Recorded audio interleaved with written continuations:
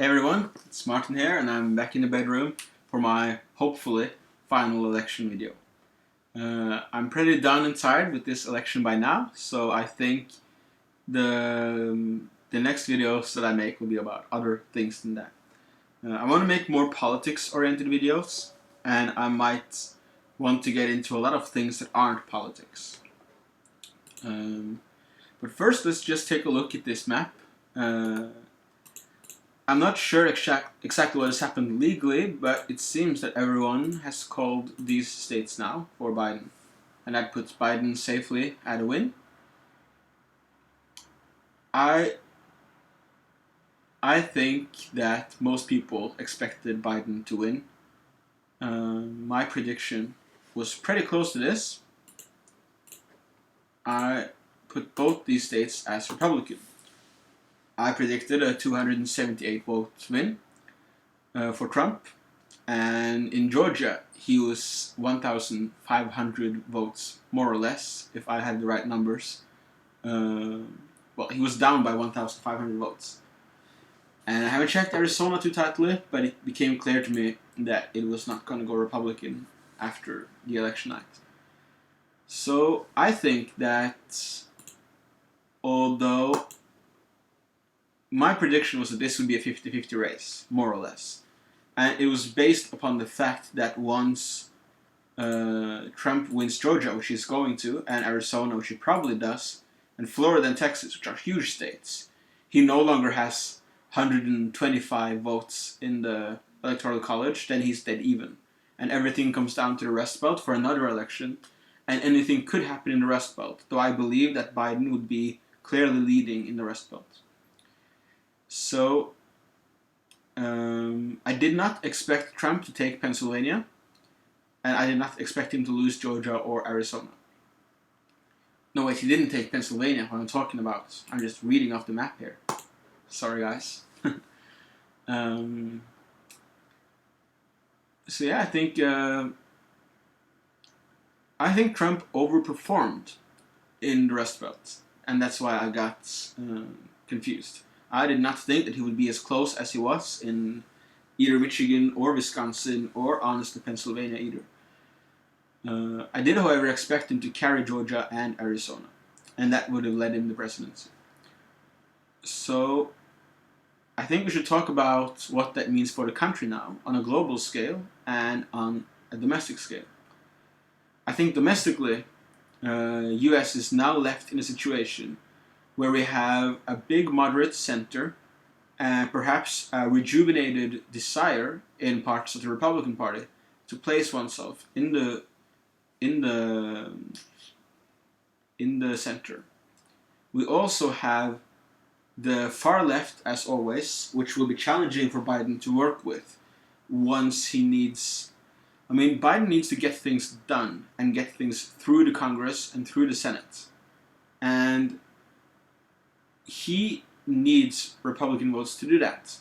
The left and the squad, the leftward part of his party, will not be able to help him even in the least in actually getting things done.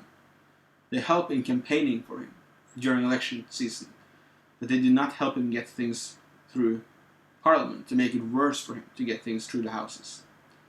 So Biden needs to work across the aisle with Republicans and strike moderate deals. It might be difficult for him to satisfy the left side of his party, especially if it becomes a two-term presidency. Honestly, Biden will probably not be doing 2 terms, but Kamala Harris might be up for a term. On the right side of the House, you have... I mean, Trump has lost, but he has a strong ideological base. And that ideological base did not start with Trump. It has been prepared by other people before him, and he simply seized it. So we have people like Steve Bannon, we have people like Rupert Murdoch, we have... So Steve Bannon does... he started with Breitbart News, but he has a very big-scale, long-term vision of pulling the West towards stronger nationalist movements. He wants to be a counterbalance to internationalism and liberalism. And I completely understand if people are for it, I am in theory largely in for that, but I am not for the person Steve Bannon, and I'm not for the tools that he does it with either. Um, Rupert Murdoch is a big news media empire guy who runs a lot of the conservative news media in the West. And what I'm saying is this neoconservative movement, and especially the parts of it that are willing to endorse a president that is increasingly edging towards authoritarianism, though I would not say that Trump is authoritarian. He definitely shows some signs of it. That not only does that ideological network still exist, their voters still exist, and there are politicians already inside of the political system that subscribe to that. That means that Trumpism, if you can say it like that, is not gone just because Trump is gone. I believe it could turn more into something like the Tea Party movement has been. Its own fringe movement within the larger party that pushes or tries to push the party rightwards. Now, this election then has a moderate candidate who has until now relied on far left candidates as well, who needs to make concessions to a moderate Republican Party. And both the Democrats and the Republicans are in many ways, the party elites are much closer to each other than they are to the fringes within their party. The party elite of the Republican is much closer to the party elites in the Democrats compared to their respective fringes. We might get this sort of 3-part or 4-part political system where the moderates in each party find it easier to cooperate with each other, but are unable to actually sell that cooperation to the voters, and therefore they have to sell their soul to their fringes. Probably that's what the system has looked like for a few election cycles already, but I believe that trend is stronger.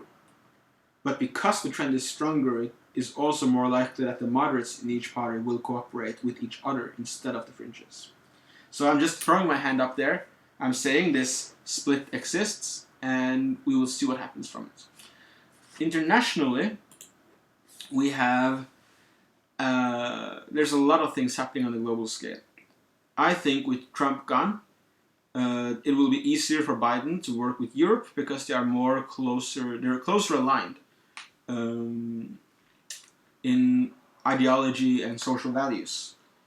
Biden and the left part of the Democratic Party is starting to look more like European centrism in many ways.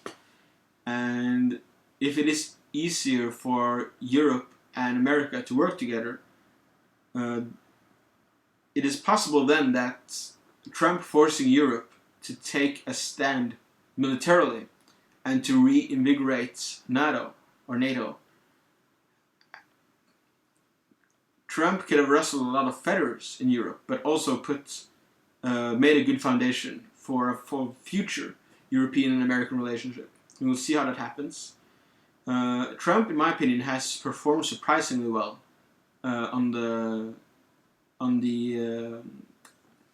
do you call it? Global level, internationally. People think he hasn't, but that's just because he gets people angry. You need to look at how it changes power relations.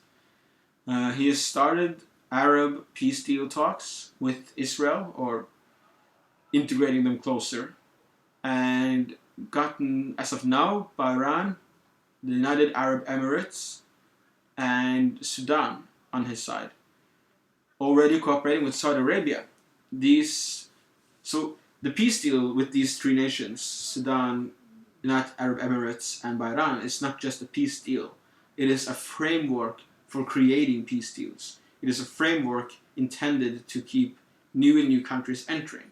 And the more countries enter, the higher the incentive will be for their neighboring countries to enter again. So we are seeing perhaps the beginning, if the Biden administration wants to continue it, as I believe they should with all my heart. We are seeing the beginning of an increasing alignment westwards among Arab countries. And I believe that will be vital in the upcoming great rumble between Iran, Turkey, and Saudi Arabia. That's a video unto itself that I am passionate about making. That would be the relationships in the Middle East between Iran, Saudi Arabia, and Turkey, and Israel, and the US. It is sort of a Cold War / Battle Royale going on at the moment, and it's fascinating. So Trump has laid good foundations for American interests in parts of the Middle East. He has ceded other parts of the Middle East to Iran and Turkish influence by taking soldiers away from Syria. So the jury is still out on whether or not that is a good idea. Trump might have made good foundations for cooperation with Europe, and all this might position him, and also made it American-Russian relations are more open-ended and less set now, for better or worse, than they were 5 years ago. One could say that Putin and authoritarian Eastern European nations should not be American allies, and I definitely agree in theory.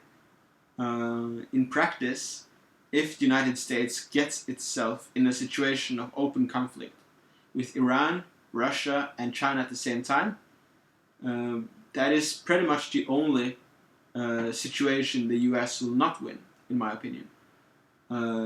US is so ridiculously powerful and so ridiculously rich that any person with half a brain could lead that nation to be uncontestable on the global scale as the global leader. Of course, people without half a brain has let China take a position that they shouldn't have, and well, we will see what happens. But I think that treating Russia decreasingly as an enemy and more as,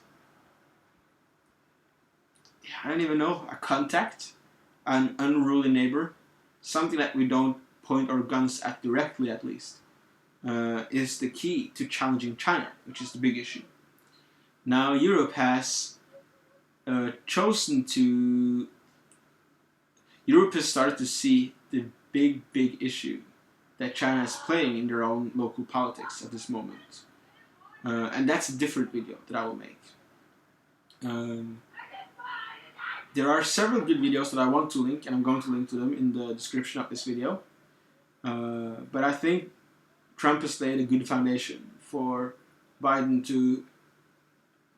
Biden will have to go a different direction by Trump, but Trump has taken steps that can take him in a good place. And those steps are renewed peace deals in the Middle East with Israel. They are more open-ended relationships with Russia. The possibility, or a more responsible Europe, militarily and economically, and Biden coming in with everything he needs to be having a good relationship with Europe. This could lead to an expanding American influence, and that is not something that did not seem to me possible 4 years ago. I believe that the US had only one way to go 4 years ago, and that was down. Trump might have shaken up enough things and gotten enough crazy ideas that some new doors have opened. So it all depends on Biden's administration's willingness and foresight to walk in those doors and make good use of them. The big battle on the global scale is still the US-China battle, and the secondary battle is whether or not the West will accept authoritarianism as a political system that they can cooperate with. So I've been talking now for 15 minutes already, pretty much. I will link some videos that go more into these topics in the description of this video. And the channel that those videos are made by is a channel that I definitely recommend. It's called Kraut. It's by a Welsh-Austrian guy. He's center-left, so I don't agree with him on anything. I don't agree with him on everything. But he sees the danger of the far right and the danger of the far left in responding to it. And definitely has some faith in nation states as well, not simply solving everything on the transnational UN EU level, because there are roles that the UN can never fill. The UN will never feel legitimate for most conservative people when it comes into the particulars of their daily lives. Regardless, from that perspective, this guy who calls himself Kraut makes a lot of good videos that I recommend. If you want more of the things that I would say, you should listen to his videos, and I will be commenting on them in the future probably. The video that I mentioned earlier on my Facebook page, where I play Minecraft and talk about social media, the information age, and how it impacts politics. I'm editing it now, and I will see when it comes up, possibly in a few days. So thank you guys so much, and I'll see you around.